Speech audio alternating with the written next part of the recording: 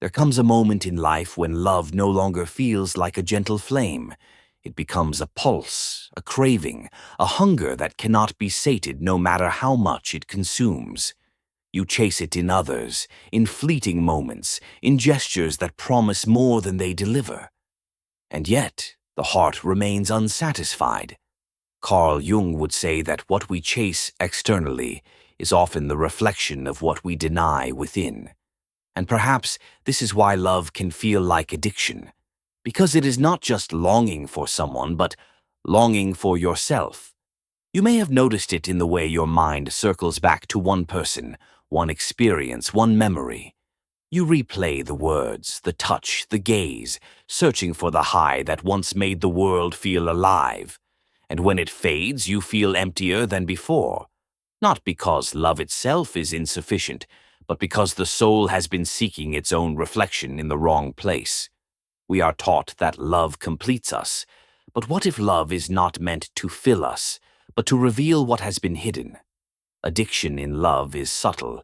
It dresses as desire, as passion, as devotion, yet underneath lies a restless hunger for validation.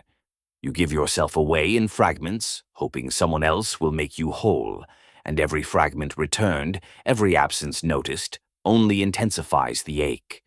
Jung might call this an encounter with the shadow, the parts of ourselves we have refused to see, projected onto another and then chased in their reflection. And here is the paradox. The more we chase, the more elusive it becomes. The more we cling, the more it slips through our fingers. You begin to ask yourself questions that disturb yet demand answers. Why do I feel empty in the arms of someone who claims to love me?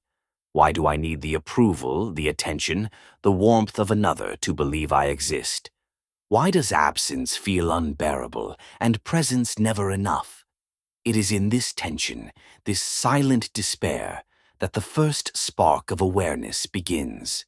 Awareness that perhaps the craving is not for another, but for the parts of yourself you abandoned along the way.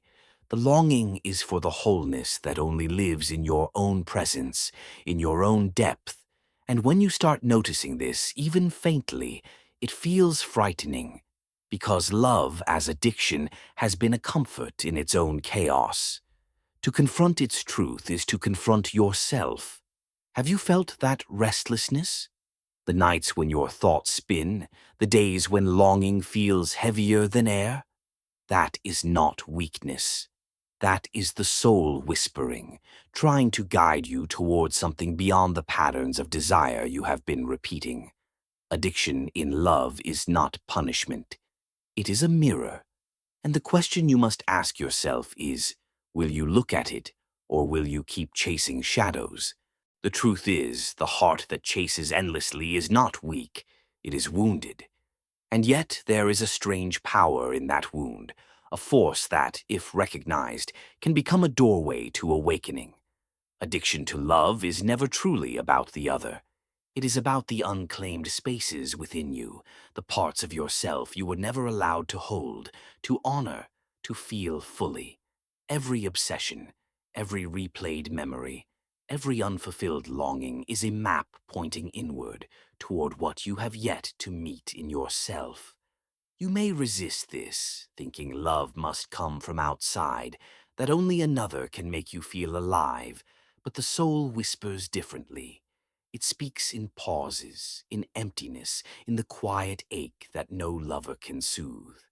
And when you stop fleeing from it, when you stop trying to fill it with someone else's presence, you begin to notice something astonishing. That ache is not absence, it is a signal, it is an invitation. And here is the unsettling beauty. The more you face it, the more the patterns of desire lose their grip. The compulsions soften. The restless seeking begins to transform. You realize that longing is not your enemy. It is a teacher. It shows where your attention has been scattered, where you have surrendered yourself to repetition, to the familiar high that never nourishes. Jung might say this is the soul calling you toward individuation, toward a wholeness that cannot be borrowed, bought, or borrowed from another. It is not an easy path. Resistance rises. Old habits knock at the door. You are tempted to return to what is comfortable, to surrender to what feels familiar. But there is a quiet voice now, a presence you cannot ignore. It is the part of yourself that has been silent, watching, waiting for you to stop seeking externally and begin the long, subtle work of self-recognition. Have you noticed how addictive love distorts time? How every thought is tethered to someone else's presence or absence? That distortion is a shadow of a deeper hunger, the need to feel alive in your own skin, in your own gaze. And when you finally start cultivating that, something extraordinary happens. You do not simply stop chasing. You awaken. You no longer require someone else's eyes to confirm your worth, their attention to justify your existence. You begin to inhabit yourself fully, and in doing so, you see how love was never meant to complete you. It was meant to call you home to yourself. And yet, this awakening is fragile at first. You will feel fear. You may question your sanity. You will sense the pull of old patterns, of familiar chaos, whispering seductively. But every time you resist, every time you choose the silence, the reflection, the turning inward, you grow stronger. You are learning the rhythm of your own heart, the pulse of your own soul. The addiction to love begins to loosen its grip because it has served its purpose, to lead you back to you. Now the moment arrives when you begin to see the truth behind every heartbreak, every obsession, every longing that once seemed unbearable. Love was never meant to be a chain. It was a mirror, and every mirror you faced reflected not the other, but the hidden, neglected parts of yourself, the parts you denied, the parts you feared, the parts you abandoned for the sake of being wanted. Addiction to love is a symptom, not the illness. The illness is the forgetting of your own depth, the surrender of your own presence to fill an emptiness that was never meant to be filled by anyone else. And here is the paradox. The more you stop needing, the more the soul begins to move. What once felt like longing begins to feel like liberation.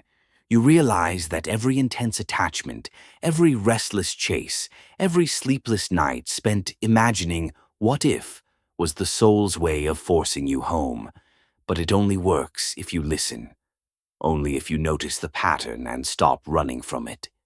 Do you feel that tension inside yourself right now as you hear this? That subtle discomfort, the gnawing that whispers, something is missing. That is not weakness. That is the door.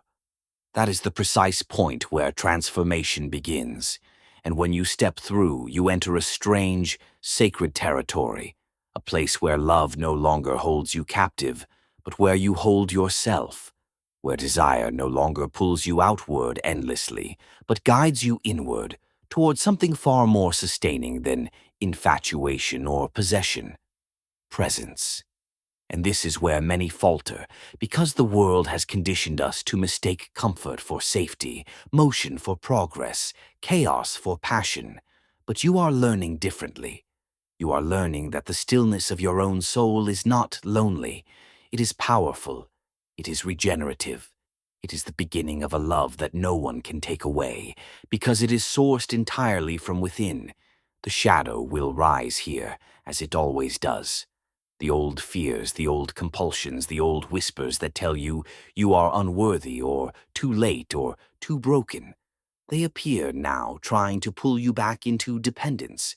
But every time you notice them, every time you acknowledge them without surrendering, you reclaim a piece of yourself. And slowly, almost imperceptibly, the addiction begins to dissolve. What once demanded your attention now only waits patiently, as if to say, "You are ready to love differently now." This is not a story of perfection. This is not about becoming untouchable or immune to feeling. It is about learning the rhythm of your own heart. It is about understanding that love does not heal until you have first faced your own depths. And when you do, you discover a strange, unshakable truth. Love becomes a choice, not a compulsion, a presence, not a dependency. And every relationship, every connection that comes after this becomes sacred because you are no longer searching for completion. You are already whole. And then, one day, you notice something subtle but undeniable. The urgency is gone. The need that once shook you awake at night, the hunger that had pulled you toward anyone willing to give it, has softened. It hasn't disappeared, but it has transformed. It has become a signal, a compass pointing you inward rather than outward. Love no longer feels like a drug, it feels like clarity. You begin to recognize the difference between craving and desire, between compulsion and choice. That restless energy that once had to be sated by someone else now flows into yourself. It nourishes your creativity, your presence, your very way of being in the world. And suddenly, the loneliness you feared is no longer a void. It is a sanctuary, a place where you meet yourself in full, without apology, without distraction, without compromise. But the world will notice. People will notice that something has changed in you. Your gaze is steadier. Your voice carries weight. Your laughter is unshakable. And some will feel challenged by this, unsettled, because you no longer perform for approval. You no longer bend to fit someone else's need. You are not untouchable because you are distant. You are untouchable because you are anchored in your own soul. This is the ultimate paradox. The woman who was once addicted to love becomes the woman who can love freely.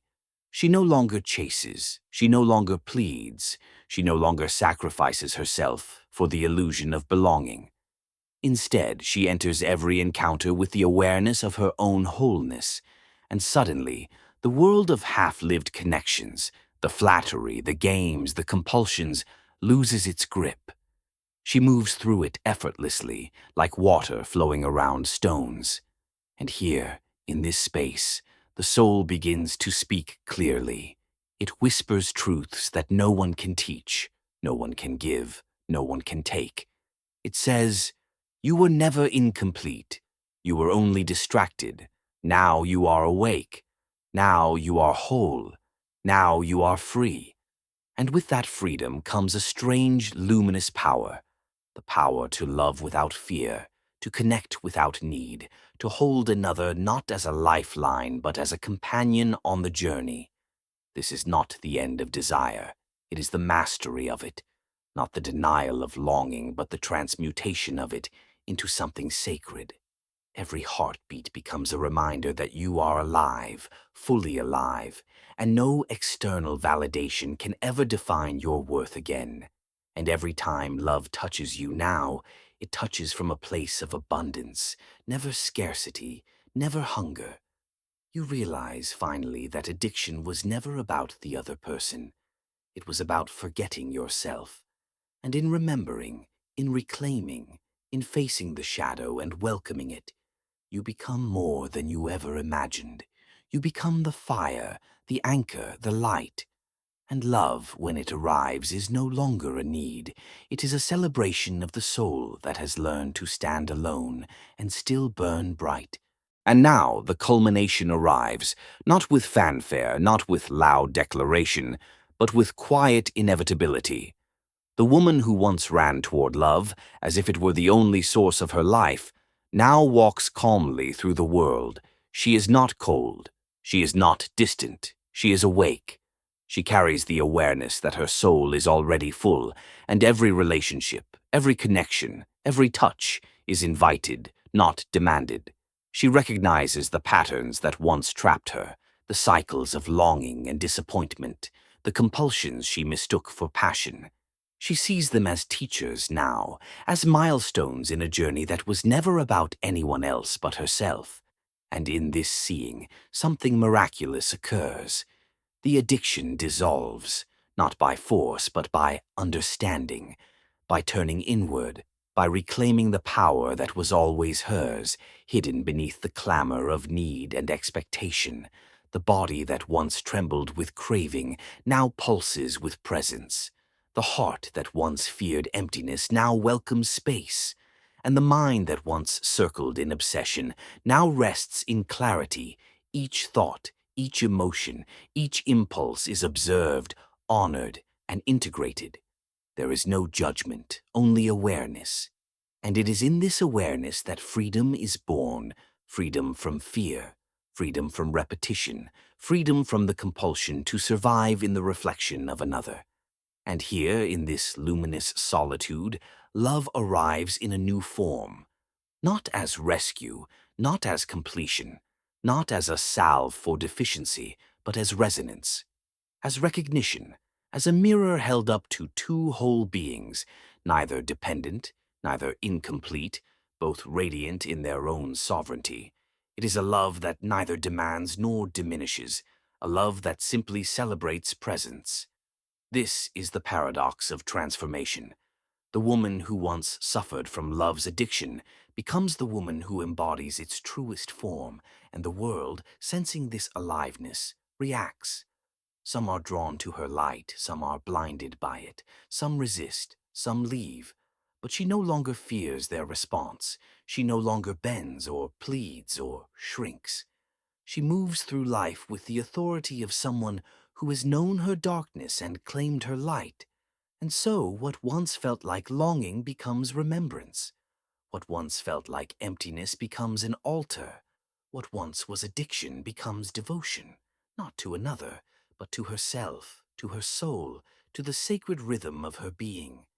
And in this devotion she discovers the truth Jung always hinted at, that integration heals, that consciousness transforms, that love, when approached from wholeness rather than need, becomes infinite, and in that infinite she stands unshakable. The fire no longer consumes her, it radiates from her. The silence no longer isolates her, it sanctifies her. The love she now gives and receives is not a remedy, it is a reflection of the woman who has finally remembered. She is enough, she has always been enough. And from this sacred knowing, everything else flows.